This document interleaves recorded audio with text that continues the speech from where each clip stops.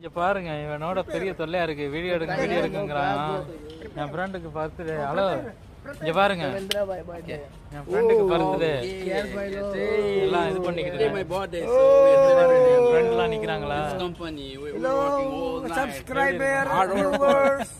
இன்னைக்கு அவனோட பர்த்டே, அதனால காலைல யாரு 7 மணிக்கு 7 மணிங்க காலையில மார்னிங் பர்த்டே வைக்கிறான். இங்க பாருங்க, இங்க பாருங்க, என் பிலிப்பின் ஃப்ரெண்டு, பஞ்சாபி ஃப்ரெண்டு, இது நேபாள் பிலிப்பினோ.